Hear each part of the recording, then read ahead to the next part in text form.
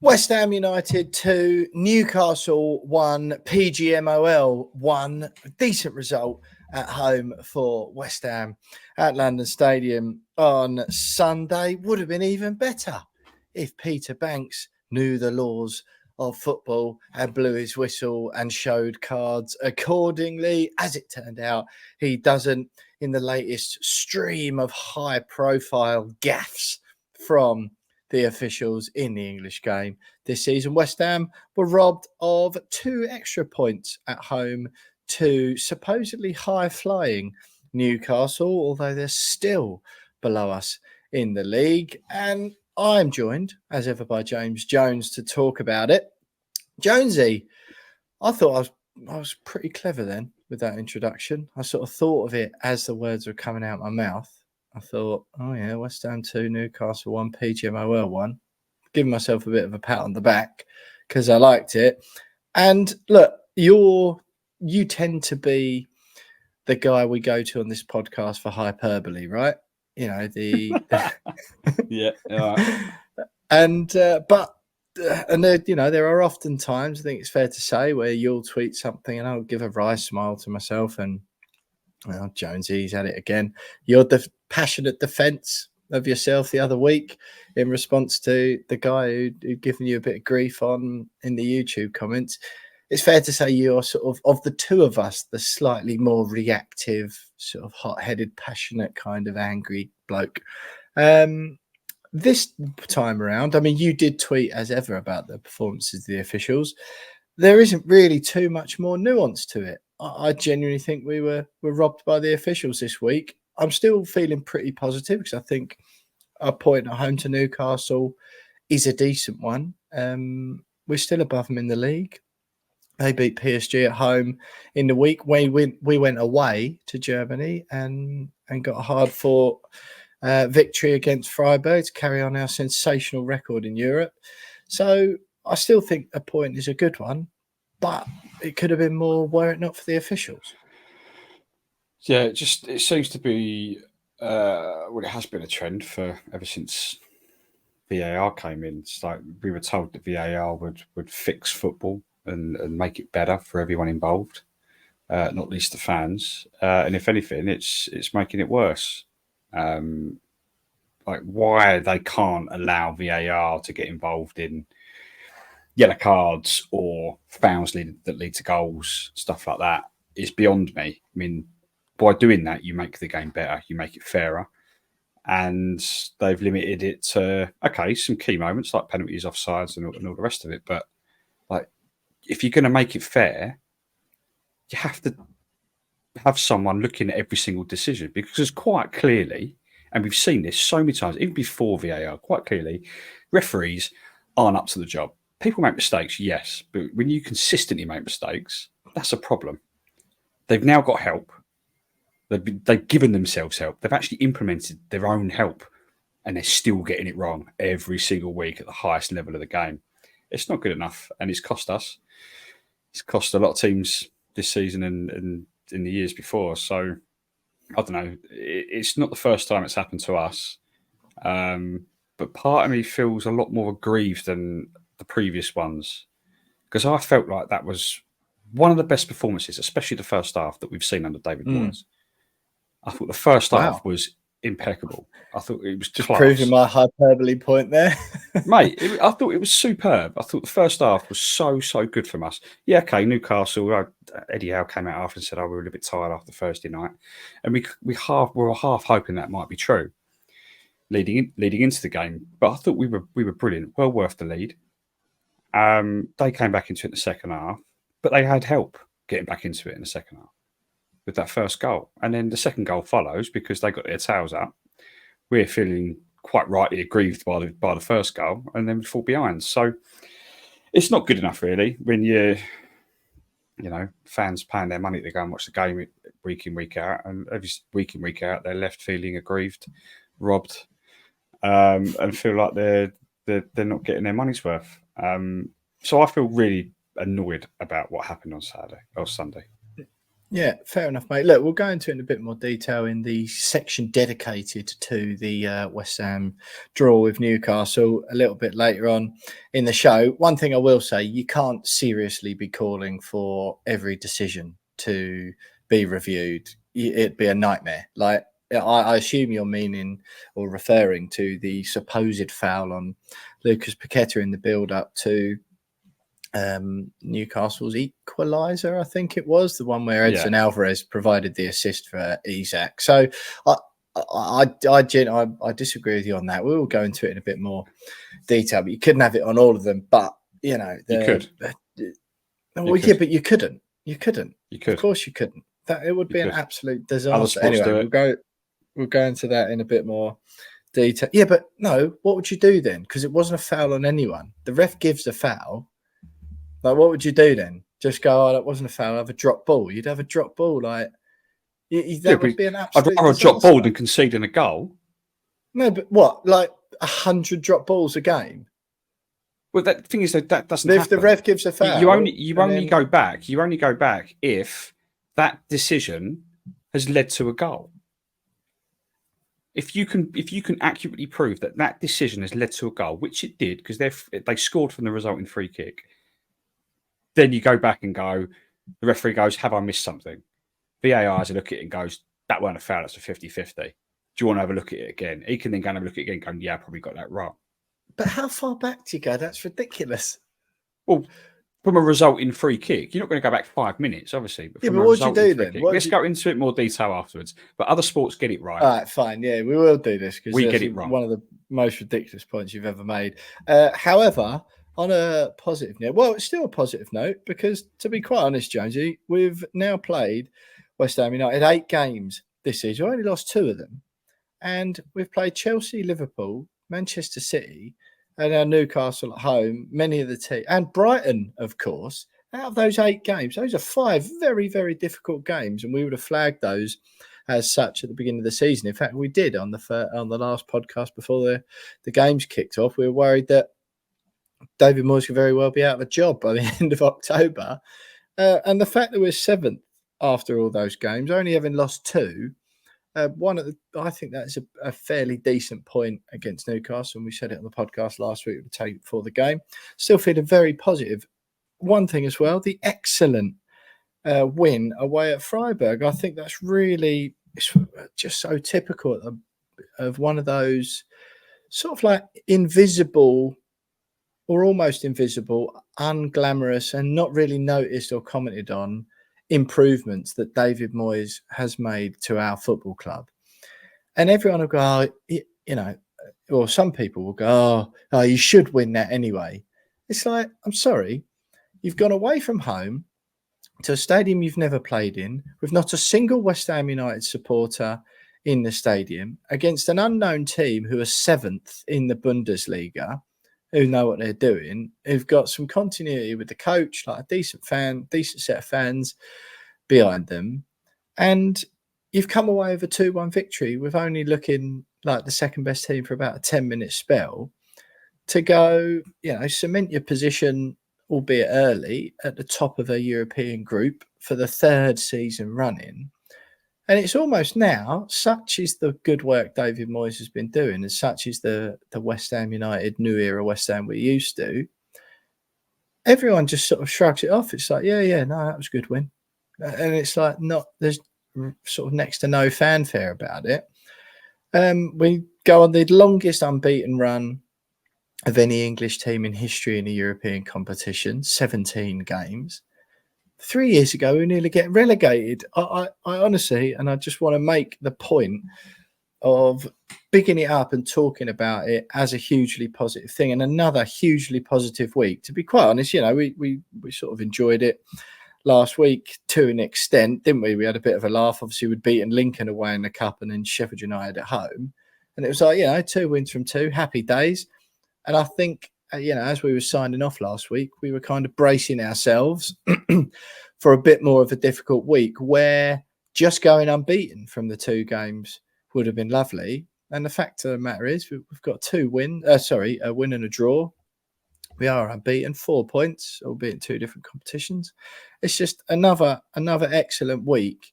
And, there's so much negativity out there about David Moyes, and there certainly was over the summer, and there still are, because, especially people who sort of rely on their anti-Moyes views for any clout or social media exposure they get.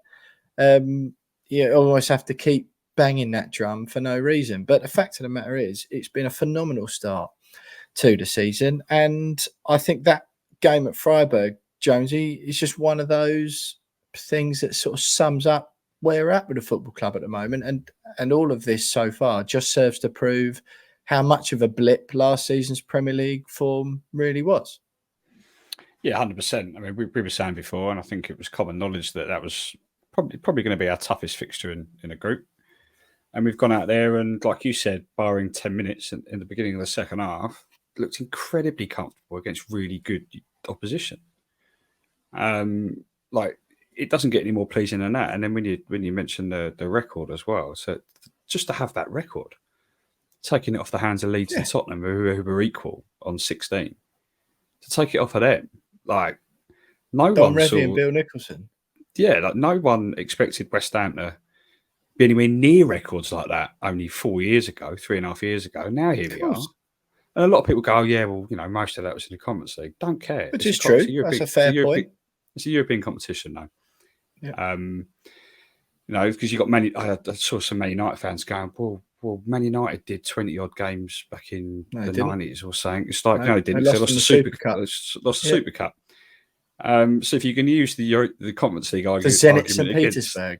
Yeah, but if you're going to use the Conference League argument against West Ham, since it doesn't really validate the record, then you lost the Super Cup, which is technically a glorified friendly anyway. So swings and roundabouts. Well, we've got the record, and hopefully we can continue extending that so it's well out of reach. But you're right. It underlines the work that David Moyes has done since he came back to the club. The incredible job he's done. Yes, last season's league form was a blip. You've even had players come out and admit that it was a blip. Souček, in the great form he's in, recently said that, like last season, I wasn't really feeling up to it. And we saw that. This season, he's feeling much more motivated than ever, he says. And look at, he's scored 4 goals already. He's almost level with Jared Bowen as top scorer at the club this year. So, the whole thing's been fantastic. David Moyes deserves a hell of a lot of credit for bouncing back through those tough times last year when he could have gone. A lot of clubs would have sacked him. Yeah, and the club deserves a lot of credit for sticking with him. But it's been superb, and just to continue doing it in Europe's amazing, really. Yeah, the club also deserve a huge amount of credit, Jonesy, for signing Jared Bowen up to a long-term deal. 7 years, we're led to believe.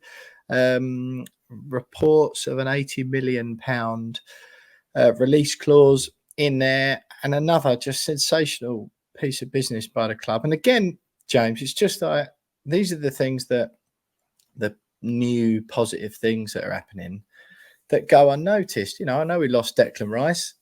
It seems to be proven this season so far. You mentioned Souček already, that it's for the betterment of the club. I think our squad is better this season than it was last season.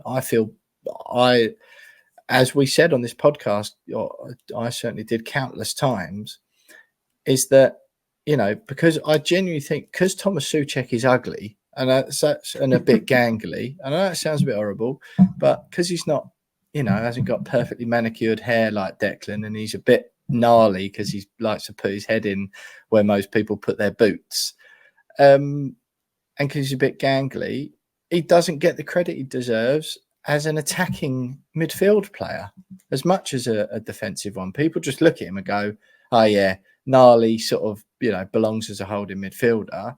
When I've said it all along, said it last season as well, Declan Rice, might have wanted to develop this attacking side of his game, but he's not as good as Thomas Souček is at it. And I'm delighted. And Thomas Souček was the victim of being made to sort of play lapdog while Declan Rice explored this fantasy he had in his head of being the modern day Frank Lampard box to box type player. Souček was then told, well, even though you're better at it, mate, you're going to be the holding midfielder, even though it's not for the betterment of the whole team. And sure enough, Declan Rice goes, we get a 100% holding midfielder in Alvarez. James Ward-Prowse, who I always said was going to be an excellent fit for West Ham. Yeah, all right. Yeah. And then, it's free to check up and he's banging them in again. Like, it's genuinely no surprise. I think it's brilliant. But the Jared Bowen thing, Jonesy, is just sensational news and business from West Ham. I really just think it shows you where we're at. Like I say, we lost Declan Rice, but there was noted and accepted interest from Liverpool, sort of billing him as Mo Salah's replacement, and Newcastle were apparently keen as well. But look, let's be honest. That doesn't necessarily mean Jared won't go to either of those clubs still, but a 7-year deal means that they'll be coughing up, there's mixed, varied reports about the release clause. Some say no, some say it's around 80 million quid, which I would sort of feel is a smidge low, because I think he's brilliant in a key position in modern day football. But what it means is this deal that even if he does go to one of those teams, we'll get serious money for him again, just like we did with Declan Rice. And once again, we'll be able to pump that into the squad. Really good week. Yeah, it was a nice surprise for not so much a surprise. You knew it was coming, but for them to release that news straight after the game kind of diluted a lot of the frustration and anger after that Newcastle game. Suddenly you see that you sign a big deal, but I'd like to think that I hope that there isn't a release clause, because then that gives us a little bit more bargaining power if one or two clubs do come in for him in a couple of years' time. But I think the important thing is that he comes out and says that he loves the project and he wants to end his career there. You can't really buy too much into those kind of words, but the project thing, I think, is a huge statement really for the club. How many times have you heard players sign contracts because they like the project at West Ham? Of course, that doesn't happen. And suddenly we're in a position where how many times have you heard them say it and you think they actually mean that? Yeah, exactly. Yeah. And you go, I can see Sofiane Faguli said it, I think. Yeah. But you look at it and go, well, there is clearly a project going on at the club. If players like Jared Bowen, who's wanted by the richest club in the world and one of the most decorated clubs in the country, and he's going, no, I want to stay because I like it and I like the projects that's going on and I'm really enjoying my football. That's a massive statement for me. And it's just great news. We'd have him for at least a couple more years, I think. I don't think many clubs will look for him for at least 2 years, given the size of that contract. And I don't know what his wages are, but he's the highest paid player at the club now. Yeah. And fully deserved. So as well. And fully deserved.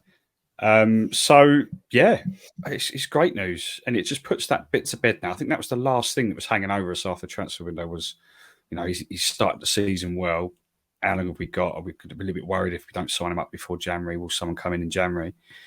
But instead, we don't have to worry about that now, at least for 24 months, and then we can see how we get on.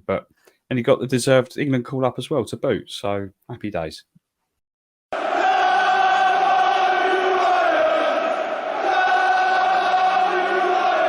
So, Jonesy, look, just do a quick rundown of Fryberg first of all, before we launch into the Newcastle game. I know it's sort of old news now, but Lucas Paqueta, a great header, let like a salmon to put us 1-0 up after 8 minutes.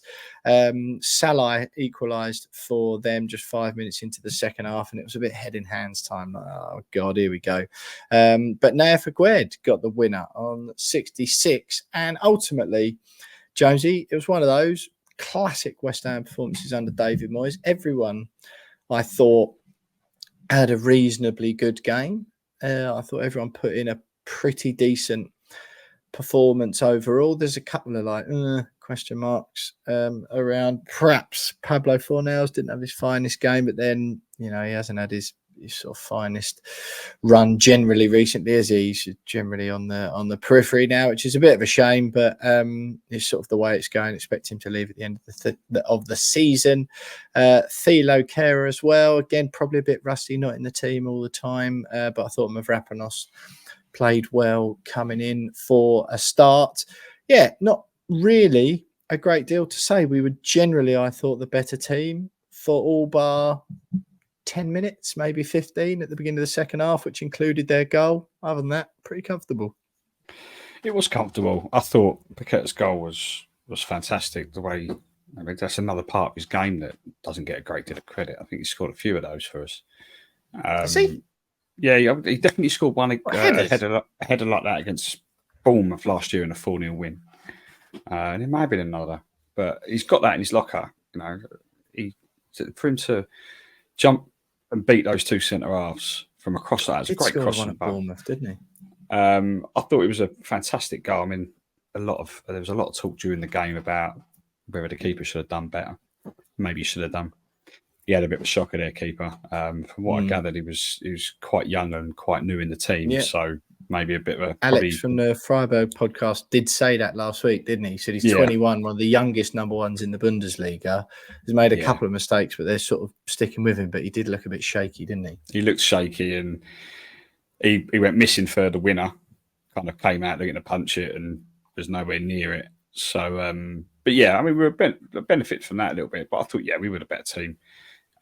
Which, like we said in the intro, is refreshing. Given the quality of the opposition, they weren't at the races for the first half. Gave us some problems in the second, but as always, you can rely on James Ward-Prowse to put a great cross in the box at some point, and Aguerd nodded it in. So a really, really good win, and sets us up nicely for Olympiacos in a couple of weeks. And if we can win there, then we're driving seat, and it's ours to lose, really, isn't it? First spot. Yeah, quite agree, mate. Quite agree. That Olympiacos game is exciting. I just love the European football. I just think it's a real shame we couldn't go, because I would have proper fancied that in a little 2 or 3 day nip over to Freiburg. But the Olympiacos game coming up, I'm very, very much looking forward to that. I'm not sure, Jonesy, what the situation is at the moment, or if there's been any updates ticket-wise. It's all been a little bit like, I don't know, a little bit precarious, isn't it? We've obviously got that suspended away match ban, which has been sort of hanging over us. But we've been allocated 1,600 tickets only for the Olympiacos game. Whether or not you're going to get to, I assume that will sell out as usual. But the information's only just sort of gone up live on the website, on the West Ham website, that is. 1,600 tickets. I'm really looking forward to it, to be quite honest. I think it would be great. But there was almost that. There was question marks, first of all, wasn't there, around AEK Athens? I think it's them playing on the same night in another competition, which they're not allowed to do. They're not allowed to play on the same night as Olympiacos because of fan trouble and stuff. So there was question marks over West Ham's game being moved, which it hasn't been. But 1,600 tickets up for sale for that one. Promises to be a good one. I imagine you'll get a few fancying it, Jonesy, don't you? As the our first away game of the Europa League campaign this season, and with the other one being back at Topola. Yeah, you're not going to get many tickets out there. Yeah, I reckon we'll have a lot out there. I think it'd be one of those, because of where it is as well. I think there'll be a lot of fans out there without tickets, just going for the crack, which we've seen quite a lot over the last couple of years. People just going for the sake of it. But particularly given it's Athens, I wouldn't be surprised if there were 5 or 6, maybe 7,000 West Ham fans in Athens for that day. Need to be a little bit careful. I think Olympiacos got a bit of a track record as far as crowd trouble goes. I think we saw some footage not too long ago of a game in Greece. I think a Real Betis game it was. So just obviously for anyone going out there, keep your wits about you. But Olympiacos are genuinely like a revered and huge name in European football. I was most excited when their name came out of the hat, so that would be a good one. Jonesy, let's move on. Then we'll look at those games in a bit more detail when they come up. But let's talk a little bit more about this Newcastle game. We'll go with decisions first of all. I think we need to get stuck in with those because, look, what ones were you most aggrieved about? Because I think the Bruno Guimaraes deserved a second yellow card. He got booked first of all for a trip on Emerson, I believe it was, as he was braking. And then the second one was arguably worse than that, where it was a late slide tackle on James Ward-Prowse, who'd nicked the ball off him and about the halfway line and could have set West Ham up on a 2-against-2 sort of situation. He didn't get booked for that. Emerson gets booked for waving the old yellow card, the imaginary yellow card, at the referee. So Bruno should get booked for the first one. Then Emerson gets a yellow for that, understandably, because I don't think players should be doing that. Miguel Almiron then does exactly the same when a West Ham player makes a foul a little bit later on. The referee decides not to book Almiron for that. And then like you said, Lucas Paqueta out-muscles Sandro Tonali in a 50-50 when Newcastle are in a vulnerable position, because Lucas Paqueta is, as much as he's a mercurial, skillful genius, is as strong as an ox. And the referee gives a foul inexplicably. So I'm already annoyed that he's put pay to West Ham breaking up the other end of the pitch and scoring. And then from the resulting free kick, which Newcastle should never have won, obviously not ideal, but Trippier swings it in. Edson Alvarez loses his bearings a little bit and perhaps provides one of the best headed assists you'll ever see to set up Alexander Isak. Newcastle score. Obviously, the other goal Newcastle score was it was a tidy goal, to be honest. Trippier does well again. Isak on the end of it. But what were you most aggrieved by, referee-wise? Well, it's those two big decisions for me. I think the decision not to send Gamiris off changes the entire game completely. We're 1-0 up at that point. And for some reason, he's decided that, I don't know whether he's bottled it, whether he's felt like two identical fouls in the space of a minute means that he probably, comes under a bit of pressure if he does show two quick yellow cards. We've seen it so many times where players have been booked so close to each other and seen red. Well, Kovacic definitely should have been sent off. It's the same thing. It's like, have they now decided that, maybe, in my book, the warning is the first yellow card. So if he goes and does it again the second time, mate, you've been warned already, mate. Like, you're off. Yeah, it's exactly. You've got an official warning. Yeah, I've just booked you for the exact same thing. You're gone. Yeah. Like he's gone. They're called cautions for a reason. Yeah, it's if he's gone, look, I've just booked you. This is your last warning. It's like, no, that's not in the rules, mate. Like, that's not how it works. Yeah. You've had the warning. Yeah, you've had the warning. Yeah. If you get two warnings, then you get sent off those there. That's what's written down. Yeah. I mean, you always get the customary warning after 3 or 4 fouls. And then it's like the next foul, if I have to pull you up again, it's a yellow card. Yellow. Yeah. Yeah, but they're normally like sort of menial little sort of niggly fouls But these were 2 fouls that prevented counter-attacks. They're yellow cards, clear yellow cards. Doesn't matter how many fouls he's made before. They're 2 clear yellow cards straight off the bat, and he's only given one of them. So that changes the entire game, really. I think given the fact that both of those fouls prevented counter-attacks, you needed to, if they lose a midfielder, we have more opportunities to create those counter-attacks. And suddenly there's no one there to make those fouls. And there's about 3 or 4 of those in the first half where I think Almiron did a similar one. Maybe Longstaff. There's a few of them. And we're going, why is no one getting booked here? Like, there's no yellow cards. Wait, where are your cards? And then obviously the free kick that led to their equaliser. Like, it's as if like Tonali's been awarded for not being very strong or not trying to win the ball fairly. Like, it's as if like Paqueta, like he's gone, Paqueta, mate, sorry, you're just a little bit too strong for Tonali. We're going to give Tonali the free kick there. Yeah. Like, it's a 50-50 tussle for possession. Yeah. Tonali lost fair and square. And for some reason, the referee's right in front of him. Peter Banks is right there. It happens right in front of him. How he's not seen that? The entire ground. I've spoken to Newcastle fans since, and they've gone, well, when it happened, we were baffled. We don't know why he gave it. No. Like, if there's 62,000 fans in the stadium that can see that in real time, and the bloke that's 5 yards away can't, we've got a problem in our game. There's a real problem in our game. And they score from it. They then go up 3 minutes later, they're winning. second goal. I've seen some people complain they've zoomed in on Isaac pushing Aguerd just before the ball comes to him. So no, it was also a foul. Wasn't it? Yeah, Wasn't sort that of, for the second goal? For the second goal, so yeah, he's giving him a bit of a nudge, but I'm sorry, but Aguerd's got to be better than that. He's got to be stronger. Yeah, He's got to be much better. That's a fair goal for me. But Kudus comes off the bench and saves the day for us. But it's the whole thing's just shrouded in just, again, poor referee and poor use of VAR, and it's just a bit of a disgrace, really. I don't think it's as much the VAR sort of thing, really, because, like I say, with they're not. Maybe this is something that needs to be changed, which might be the point you're making, but they're not allowed to get involved in yellow card things, are they? So that's sort of down to the on-field ref's decision.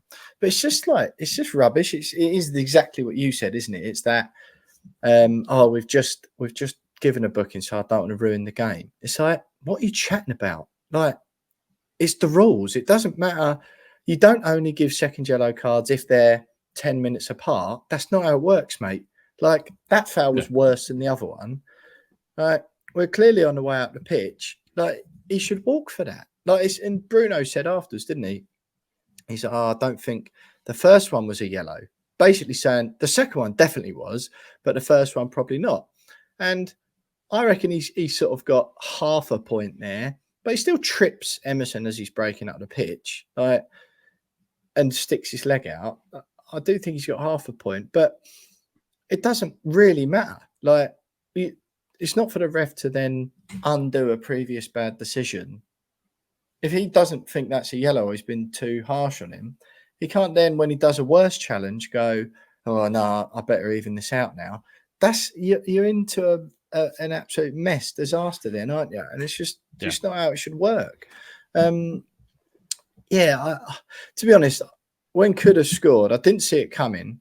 And I had that really annoyed sense of, like, injustice, of that typical sense that I get every now and then, which is basically the feeling that drove me to be such a pro VAR advocate before it come in, because I was bored of leaving games going, well, that hasn't been decided by the quality of the football there. Like, we've just been robbed just because it's a bigger team or whatever, or poor officials. And I genuinely think that on the weekend, my dad made a very good point where he just said he just lost it. Like, he just lost control of the whole occasion. It was like the atmosphere was too good. The quality of play from both teams, to be fair, was too good. And he just completely lost control of it and didn't know what he was doing. And like you say, that's when you sense he started trying to even up bad decisions he's made before, rather than just taking a deep breath and going, right, forget what's gone before, like, start again, get control of the game and crack on. Yeah, but he didn't do that at any point. And I was delighted when Kudus smashed it in, because I was proper one of those, when you do an angry celebration. Me too, like, rather than a joyous one, you're just like, yes, like proper one of those. And rather than like delighted, because you're like, two fingers to the injustice that was about to befall us. And as it was, we should have won. But we do need to take our hats off, Jonesy, do we not, to our two goal scorers. I would like to say I thought Newcastle were pretty good. They played well in the second half, better. In the second half, we played well.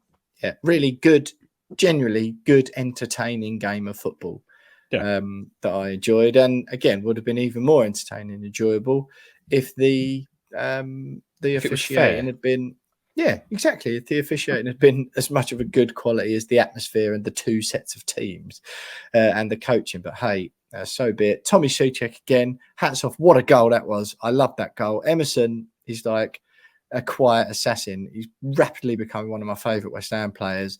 Doesn't really get loads of credit, but he has been class since he's come in, and no one would have Cresswell anywhere near that team. Now Emerson's on board. He was brilliant and just wonderful again, wasn't it? Excellent ball from Paqueta. Great touch from Emerson. at first I was like, what a touch, genius. Watched it back and on Match of the Day, I was like, not quite sure that was on purpose as I first thought it was. But to take it around, Nick Pope sets up Souček, who slams in. But again, you've got to be there, haven't you? Not a great goal from Thomas Souček, but having that sense and the Creswell's energy not and making effort that run. No, but I'm sorry, I mean Souček has got to be in the Souček, middle.